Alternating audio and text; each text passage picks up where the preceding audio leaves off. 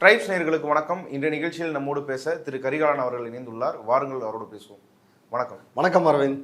சேலம்ல ஒரு டிவிகே நிர்வாகி மணிகண்டன், அதாவது மளிகை கடை மணி அப்படின்னு அழைக்கக்கூடிய அவர் மேல ஒரு பெண் உலகத்துக்கு ஒரு புகார் கொடுத்துருந்தாங்க. அவர் பழகி காசு கொடுத்து ஏமாற்றி இந்த மாரி தவறான பாலியல் ரீதியாக இது பண்ணியிருக்காரு அப்படின்ற மாரி புகார் கொடுத்துருக்காரு. என்ன மட்டும் கிடையாது, பல பேர் அந்த மாதிரி செஞ்சுருக்காரு. அது வீடியோவும் வச்சிருக்கிறாரு. அந்த மாரி கொடுக்கப்பட்ட நிலையில் இன்றைக்கி அவர் கைது செய்யப்பட்டிருக்கிறாரு. ஆனால் அவருக்கும் டிவிகேக்கும் சம்மந்தம் இல்லை அப்படின்னு சொல்லி கட்சி சார்பாக அது தெரிவிக்கப்பட்டிருக்குது. நீங்கள் எதை எப்படி பார்க்குறீங்க? நீங்கள் குறிப்பிட்ட மாதிரி சேலம் தெற்கு மாவட்ட செயலாளர், தமிழக வெற்றி கழகத்தினுடைய மாவட்ட செயலாளர் RS மணிகண்டன் அவர் தான் இந்த அறிக்கையை வெளியிட்டிருக்கிறாரு. அதாவது இந்த மணிகண்டனுக்கும், மளிகை கடை மணிகண்டனுக்கும் எங்கள் கட்சிக்கும் எந்த தொடர்பும் இல்லை. எங்கள் கட்சியினுடைய நற்பெயருக்கு அவப்பெயர் ஏற்படுத்துபவர்கள் மீது சட்ட ரீதியான நடவடிக்கை எடுக்கப்படும் அப்படின்னு எச்சரிக்கை தெரிவித்திருக்கிறாரு. ஆனா இதுதான் உண்மையா? அவருக்கும் அந்த கட்சிக்கும் எந்த தொடர்பும் இல்லையா? அவங்களுடைய மனைவி பேட்டி கொடுத்திருக்கிறாங்க. இந்த மணிகண்டனுடைய மனைவி அவர் நாங்க தாவேக ஆதரவாளர்கள் தான் அப்படின்னு பேட்டி கொடுக்குறாங்க. ஒன்று. இன்னொன்று, போஸ்டர்கள்ல வீரபாண்டி கிழக்கு ஒன்றியம், வீரபாண்டி தொகுதியினுடைய MLA தாவேக்காரர் தான். அதை எல்லாரும் புரிஞ்சுக்கணும். கிழக்கு ஒன்றியத்தினுடைய சார்பாக ஒட்டப்பட்ட போஸ்டர்கள், அந்த போஸ்டர்கள்ல மணிகண்டனுடைய புகைப்படம் இடம்பெற்றிருக்குது. சாதாரண உறுப்பினர் அப்படின்னா புகைப்படம் இடம்பெறுமா? கண்டிப்பாக கட்சியினுடைய நிர்வாகியாக இருப்பதால் தான் போஸ்டர் அடிச்சு ஒட்டி இருக்கிறாங்க. அவருடைய புகைப்படம் அதுல இடம்பெற்றிருக்குது. அப்ப அவருக்கும் கட்சிக்கும் எந்த தொடர்பும் இல்லை அப்படின்னு தாவேகா மாவட்ட செயலாளர் சொல்வது ஒரு பச்சை பொய் அப்படின்றது மிக தெளிவா தெரியுது. இப்ப முதல்ல என்ன செஞ்சாங்க இந்த வழக்குலன்னா, இதுல அந்த பெண்மணி, பாதிக்கப்பட்ட பெண்மணி, பட்டை கோவில் பகுதியை சார்ந்த பெண்மணி அப்படின்னு சொல்றாங்க. இது தொடர்பா அங்க சேலம் மாவட்ட ரிப்போர்ட்டர்கள்ட்ட நம்ம பேசினப்ப இப்ப அவங்க முதலமைச்சரினுடைய தனிப்பிரிவுக்கு இந்த சம்பவத்தை குறிப்பிட்டு புகார் அனுப்பியிருக்கிறாங்க. அதே போல சேலம் மாநகர காவல் ஆணையாளருக்கு புகார் அனுப்பியிருக்கிறாங்க. சேலம் மாவட்ட ஆட்சியருக்கு புகார் அனுப்பியிருக்கிறாங்க. இது போக தமிழ்நாட்டினுடைய DGP தலைமை அதிகாரி, அவர் தான் தமிழ்நாடு போலீஸுக்கு, அவருக்கு அனுப்பியிருக்கிறாங்க. 8000 ஆபாச வீடியோக்கள் அந்த மணிகண்டனுடைய செல்போன்ல இருந்திருக்குது. என்னோட வீடியோஸ் இப்ப வீடியோ கால் பேசின வீடியோஸ் எல்லாம் வச்சிருந்தது. எனக்கு ரொம்ப அப்படியே பார்த்தோன்னா ரொம்ப கஷ்டமா போயிடுச்சு. ஆனா பயங்கர வல்கரான வீடியோலாம் வச்சிருக்கிறேன். யாரெல்லாம் வறிய நிலையில் இருக்கின்ற பெண்களை பார்த்து, பண கஷ்டத்துல இருக்கிற பெண்கள் பார்த்து, சிங்கிள் மதரா கணவனால் கைவிடப்பட்ட பெண்களை பார்த்து உங்களுக்கு உதவி செய்யறேன் இப்ப புகார் கொடுத்திருக்கிறாங்கல்ல, அந்த பெண்மணி எங்கேயோ கடன் வாங்கி அந்த பண பிரச்சனையில செவ்வாப்பேட்டையில, சேலம் செவ்வாப்பேட்டையில வாகனத்துல அலைஞ்சிட்டு இருந்திருக்கிறாங்க கண்ணீரோட.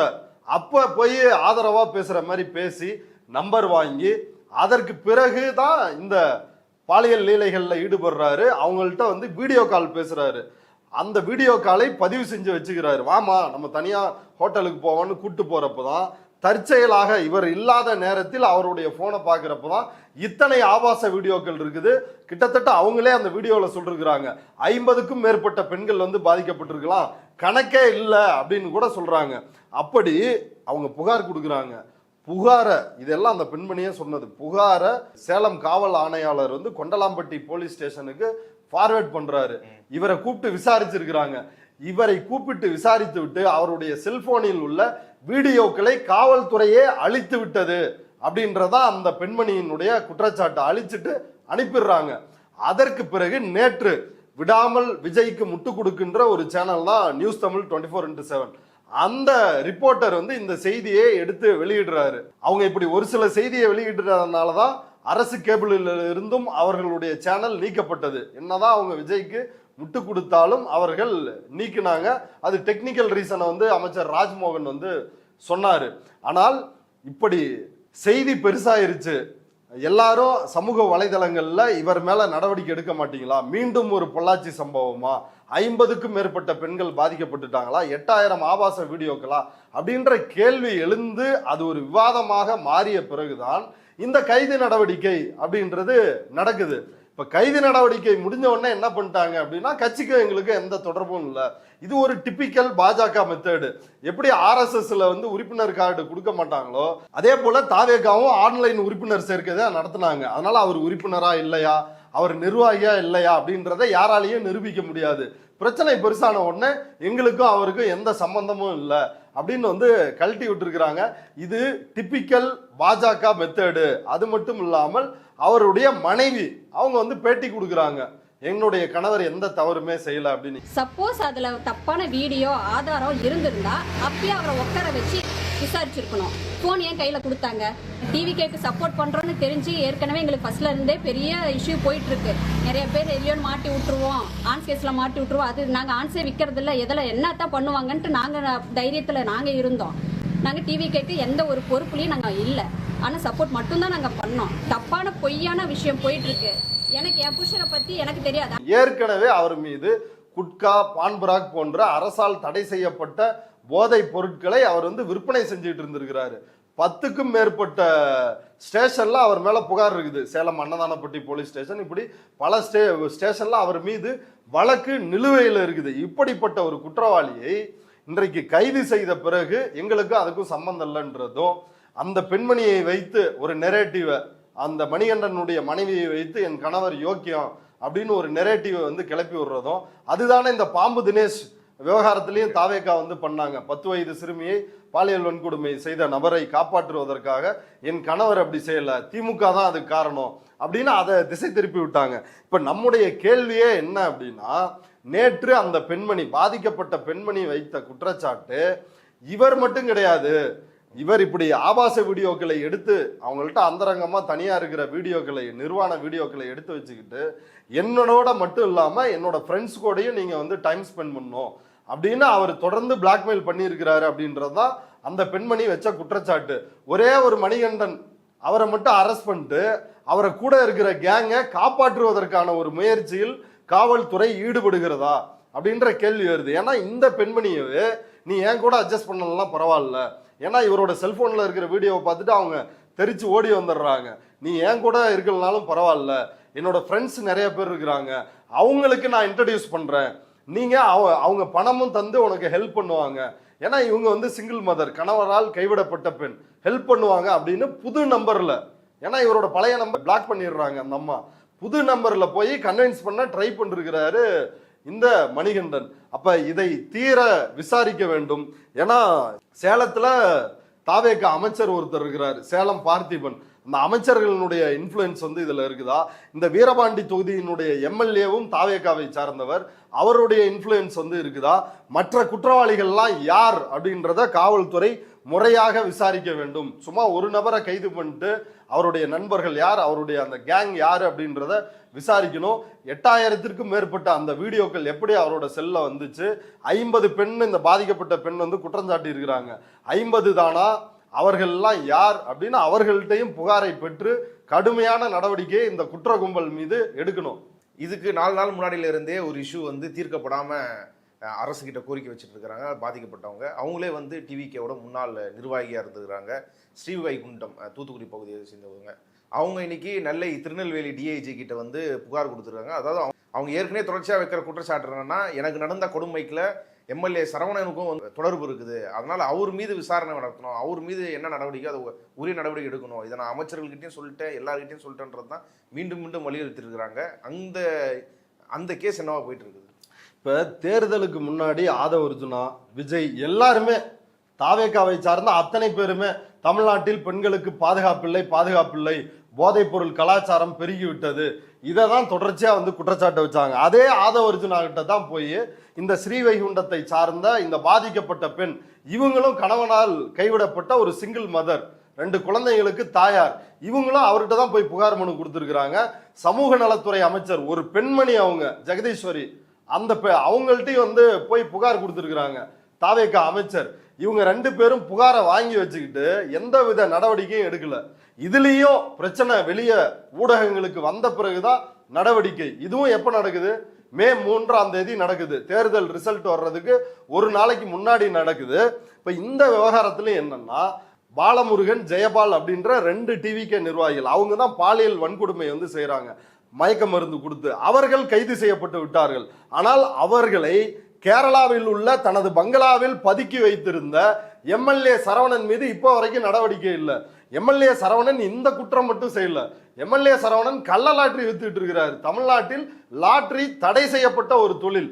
அந்த லாட்டரியை மிகப்பெரிய அளவுல வாட்ஸ்அப் குழுக்களின் மூலமாக ஒரு மிகப்பெரிய மாஃபியாவா அவர் வந்து மார்ட்டின் தான் அவருடைய லட்சியமா இருக்குன்னு நினைக்கிறேன். ஏன்னா இந்த பாதிக்கப்பட்ட பெண்மணியையும் லாட்டரி பிசினஸ்க்காகத்தான், அந்த வேலையை வாங்கி தருவதற்காகத்தான் ராமநாதபுரம் வந்து என்ன அழைச்சிட்டு போய் இப்படி செஞ்சுட்டாங்க அப்படின்னு இன்னைக்கு டிஐஜி கிட்ட புகாரை கொடுத்துட்டு பேட்டி கொடுத்துருக்காங்க. இப்ப தாவேக்காக்காரங்க இந்த பாதிக்கப்பட்ட பெண்ணினுடைய மன உறுதியை குலைத்து அந்த வழக்கை வந்து வாபஸ் வாங்க வைக்கணும், இந்த வழக்கை நீர்த்து போக வைக்கணும் அப்படின்றதுக்காக எப்படி பாஜக வந்து பேரலா ஒரு பக்கம் புகார் கொடுத்து விசாரணை போயிட்டு இருக்குதுன்னா, இன்னொரு பக்கம் சோசியல் மீடியாவில் பேரலா ஒரு விசாரணையை நடத்தி அந்த பாதிக்கப்பட்டவர்களை வந்து டிமாரலைஸ் செஞ்சு அந்த வழக்கையே ஒன்றும் இல்லாமல் ஆக்குவாங்கல்ல, அந்த நடவடிக்கையை இப்போ செஞ்சுட்டு இருக்கிறாங்க. அதை தான் இன்னைக்கு டிஐஜி ஆஃபீஸில் திருநெல்வேலியில் பாதிக்கப்பட்ட பெண் புகாராக கொடுத்துருக்குறாங்க. என்னன்னா 2 பேர் பாலமுருகன், ஜெயபால், இவங்க தான் பாலியல் வன்கொடுமை செய்கிறாங்க. இந்த பாலமுருகன் வந்து பாலமுருகனின் மனைவி, இவங்க சிறையில் இருக்கக்கூடிய பாலமுருகனுடைய மனைவி இந்த பெண்மணியோட இப்ப 2 பெண்கள் போய் தானே அவங்களுக்கு இப்படி அபியூஸ் வந்து நடக்குது. அதுல இன்னொரு பெண் அவங்க வந்து கணவரோட இருக்கிறாங்க. அந்த பெண்மணிக்கு இந்த பாலமுருகனினுடைய மனைவி ஃபோன் பண்ணி பேசுறாங்க, அங்க ஏதாவது நடந்துச்சா, அங்க உங்களுக்கு வந்து பாலியல் வன்கொடுமை வந்து நடந்துச்சா, இல்ல செக்ஷுவலா ஏதாவது அபியூஸ் நடந்துச்சா அப்படின்னா அந்த பெண்மணி புகாரே கொடுக்க வரல. தனக்கு அநீதி நடந்தும் அவர்கள் தன்னுடைய பேர் கெட்டு போயிடும், குடும்பத்துல தன்னை துரத்தி அடிச்சிருவாங்க அப்படின்ற பயத்தில் சமூக அச்சத்தின் காரணமாக புகாருக்கே வரல. இப்ப வராதவர்களிடம் பேசி அப்படி எந்த சம்பவமே நடக்கல அப்படின்னு ஒரு ஆடியோவை ரெக்கார்ட் பண்ணி அதை சமூக வலைதளங்களில் உலா விடுறாங்க. ஒண்ணுமே நடக்கல. இவா ஒரு 2 தனியா ரூம்ல இருந்தா நாங்க தனியா இருந்தோம் வேற ரூம். இவா அப்போ நான் என்ன வச்சதுன்னு ஒண்ணு நம்மளுக்கு தெரியாது. தப்பு தன்னால எதுவுமே நடக்கல. கூட தரிச்சு கூட நான் சத்தியம் பண்ணி சொல்லுவேன். இன்னொரு புறம் இத பின்னாடி இருந்து செய்யறது யாரு அப்படின்னு அவங்க குற்றம் சாட்டுறாங்கன்னா ஸ்ரீவைகுண்டம் எம்எல்ஏ இந்த லாட்டரி விஜய் சரவணன் தான். இந்த நபர் தான் இதை பண்றாரு. அடுத்து இந்த லாட்டரி சரவணன் வந்து என்ன பண்றாருன்னா, அவர் அந்த ரிசல்ட் வந்த அன்னைக்கு மே 4 ரிசல்ட் வந்த அன்னைக்கு இந்த சரவணனுடைய மனைவி உமா ரிசல்ட் வந்த அன்னைக்கு அங்கே பார்க்க போயிருக்கிறாங்க, எம்எல்ஏவை பார்க்க போகிறாங்க. அவங்க வந்து தள்ளி விடுறாங்க டான்ஸ் ஆடு. அந்த வெற்றி கொண்டாட்டத்தின் போது அவங்க அந்த உமா தான் இந்த பாதிக்கப்பட்ட பெண்ணை இழுத்து விட்டு டான்ஸ் ஆடுன்னு ஆட விடுறாங்க. அதில் சிசிடிவியில் அது பதிவாயிருக்குது. அதில் இந்த அம்மா இழுத்து விடுறத வந்து பதிவு செய்யாமல், அதை வந்து வெளியிடாமல் இவங்க டான்ஸ் ஆடுறத மட்டும் போட்டு இவங்க பாலியல் வன்கொடுமை நடந்துச்சுன்றாங்க, அன்னைக்கு எப்படி வந்து டான்ஸ் ஆடுறாங்க அப்படின்னு இப்படி அவங்கள கேரக்டர் அசாசினேஷன் பண்றது. இப்போ புகார் கொடுத்தவர்களுடைய மன உறுதியை குலைக்கின்ற வேலையை, அவர் மீது அவதூறை அந்த ஊர் முழுக்க பரப்பிட்டு இருக்கிறாங்க தாவேகாவினரும். தாவேகா எம்எல்ஏ சரவணன் அவர் தான் இதை முழுக்க பண்றாரு. ஆனா புகார் கொடுத்த பெண்மணி இன்னைக்கு அவங்களே பேட்டியில சொல்றாங்க, புகார் கொடுத்த என்ன கட்சியை விட்டு நீக்கிட்டாங்க, ஜெயிலுக்கு போனவங்களை கட்சியை விட்டு நீக்கிட்டாங்க அந்த 2 பேரையும். ஆனால் இதை அத்தனையும் வந்து பின்னாடி இருந்து குற்றவாளிகளை பாதுகாப்பதற்கான முயற்சியையும் என்னை பற்றி அவதூறையும் பரப்புகின்ற சரவணன் மீது எந்த ஒரு நடவடிக்கையும் இல்ல.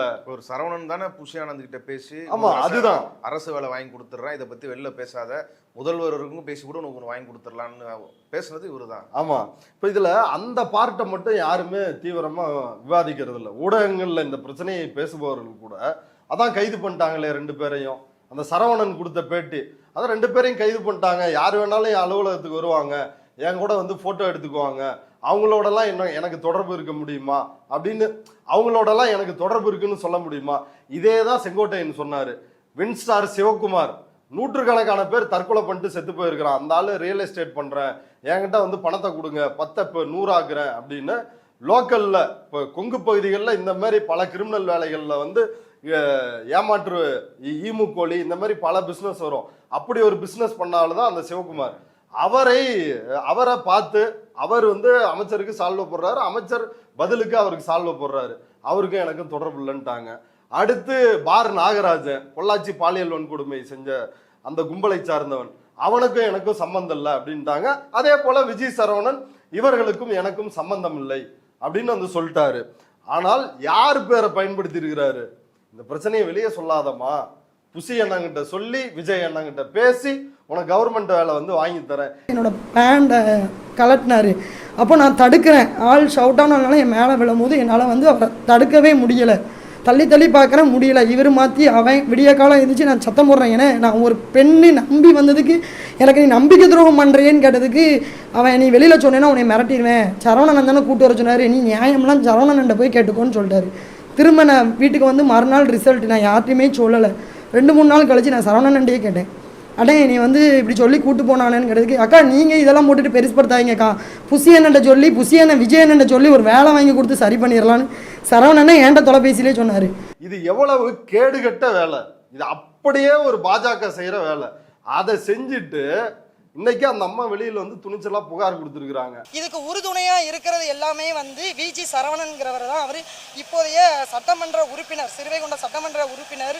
அவர் என்ன பண்றாரு, அவரோட பேரை நான் அறிவித்த நாள் முதல் அவரோட ஆதரவாளர்கள் வந்து எனக்கு நிறைய இடைஞ்சல்கள், அதாவது என்னை அசிங்கமா பெறப்புறது. நான் வந்து தலைவரோட தீவிர ரசிகை, தளபதி விஜய் அவர்களோட 1997 ரசிகராக இருக்கேன். என்னையை பற்றி ஆடுனா பாடுனா, நான் 4ஆம் தேதி ஆடுனது உண்மை. அதை ஆட வைத்தது விஜி சரவணன் அவர்களுடைய துணைவியார் உமா அவர்கள் தான். அந்த ஃபுட்டேஜை காமிக்க சொல்லுங்கள். சும்மா செல்லில் உள்ள ஃபோட்டோவை மட்டும், ஆடியோ வீடியோ அதை மட்டும் காமிக்கிறாங்க. உண்மையான ஃபுட்டேஜை காமிக்க சொல்லுங்கள். என்னை இழுத்து ஆட விட்டது யாருன்னு தெரியும். அவர்கிட்ட நான் பேசின ஆடியோ வெளியிடுறாரு. அவரோட புத்தியே அதுதான். அவரை பற்றி யாராவது சொல்ல ஆரம்பிச்சிட்டாங்கன்னா அவங்கள பற்றி தேவையில்லாமல் சொல்கிறது. இப்போ பாருங்கள், என்னோட தம்பி அவர் கூட தான் இன்னமும் பணி பதிஞ்சிட்டு இருக்கான். அவருக்கு ஒரு காடு மாதிரி. இது வந்து விஜி சரவணன் சட்டமன்ற உறுப்பினர் அவர்கள் மேலையும், என்னை பற்றி தவறாக புகார் அளித்த பாலா, குற்றவாளி பாலா அவர்களுடைய மனைவி மேலையும் கம்ப்ளைண்ட் கொடுத்துருக்கேன். நடவடிக்கை வந்து தூத்துக்குடி எஸ்பி சார்ட்டையும் கொடுத்துருந்தேன். எனக்கு நடவடிக்கை இன்னைய வரைக்கும் வரல. மாறாக எனக்கு எதிரான ஒரு வீடியோக்களையே போட்டு பதிவு பண்ணிக்கிட்டே இருக்கிறாங்க. எனக்கு அதுக்கு வந்து உண்மையான எனக்கு நீதி வேணும். அதனால நான் சாரை பார்க்க வந்திருக்கேன். ஆனால் யாராவது ஒரு முதலமைச்சரினுடைய பெயரை பயன்படுத்தி, ஒரு அமைச்சரினுடைய பெயரை பயன்படுத்தி அந்த குற்றத்தை மறைக்க ஒரு முயற்சி நடந்திருக்குது. எனக்கு அப்படியே பதறுது, கண்ணு கலங்குது, ஒரு குற்றவாளியும் தப்பிச்சிடக்கூடாது அப்படின்னு சிங்கப்பெண் தொடக்க விழாவில் சவடால் அடிக்கிறாரு விஜய். ஒரு எம்எல்ஏவுக்கே தொடர்பு இருக்குன்ற பொழுது ஏன் இப்போது வரை நடவடிக்கை இல்லாமல் இருக்குது? இங்கே மட்டும் இல்லைங்க, பல இடங்களில் இது ஒரு கிரிமினல் கும்பலின் கூடாரமாக இது இருக்குதோ அப்படின்ற கேள்வி வருது. தாவேகா கடலூர் சேத்தியா தோப்புல ஆனந்த பாபு அப்படின்னு தாவேகாவை சார்ந்த நபர், ஒரு டாக்டரே கிடையாது, கிளினிக் நடத்தி ராகுல்னு 24 வயசு பையன் பூச்சி மருந்து குடிச்சிட்டான்னு காப்பாத்துறதுக்கு ஹாஸ்பிட்டல் அந்த கிளினிக் கூப்பிட்டு போயிருக்கிறாங்க. அந்த ஆளு வந்து டாக்டரா இருந்தா தானே காப்பாற்ற முடியும். அந்த பையன் வந்து செத்துட்டான். அதுக்கு பிறகு தான் புகார் கொடுக்குறப்ப இவன் போலி டாக்டரு அப்படின்னு தெரிஞ்சு கைது பண்றாங்க. இப்ப பெருங்களத்தூர்ல வந்து நேத்து குடிச்சிட்டு மின்னல் தாறுமாறா வண்டி ஓட்டிட்டு வந்திருக்கிறாப்புல ஒரு நபர். என்னன்னு வந்து இறக்கி போலீஸ் வந்து விசாரிச்சா தாவேக்கா பேட்ச் இருக்குது, போனை எடுத்து வந்து நான் இங்க பண்ணுவேன், அவங்கள்ட்ட சொல்லுவேன் அப்படின்றாரு. இப்படி தொடர்ச்சியான குற்றங்கள், இந்த ஆட்சி அமைந்ததிலிருந்து இப்படி தொடர்ச்சியான குற்ற நடவடிக்கைகளில் தாவேக்கா நிர்வாகிகளே ஈடுபடுகிறார்கள் அப்படின்றது பெரிய அதிர்ச்சியா இருக்குது. தற்போது வரை என்னோட தங்கைகள், என்னுடைய சகோதரிகள் இப்படின்லாம் பேசுற விஜய் இவர்கள் மீது என்ன நடவடிக்கை எடுத்தார்? வேம்புலி, அவர் ஈசிஆர் சரவணன், சோளிங்கர் எம்எல்ஏ, சோளிங்கநல்லூர் எம்எல்ஏன்னு நினைக்கிறேன், அவருக்கு ரொம்ப நெருக்கமானவர். விஜய் கூடயே போட்டோ எடுத்திருக்கிறாரு. அவ்வளவு அறியப்பட்ட ஒரு நபர். அவரு இதே போல ஒரு பெண் வீட்டில், கணவர் இல்லாத பெண் வீட்டில் வந்து இரவில் அத்துமீறி அவங்கள்ட்ட பாலியல் வன்கொடுமை செய்கிற முயற்சியில் ஈடுபட்டு சிக்கி இருக்கிறாரு. இப்போ இவர்கள் மீது எந்த நடவடிக்கையும் எடுக்காமல் இருக்கிறார்கள். தீவிரமான நடவடிக்கை காவல்துறை வந்து எடுக்கணும். ஆனால் முதலமைச்சர் கட்டுப்பாட்டில் தான் காவல்துறை இருக்கிறதுனால தான் அதனுடைய லட்சணம் வந்து இப்படி இருக்குது.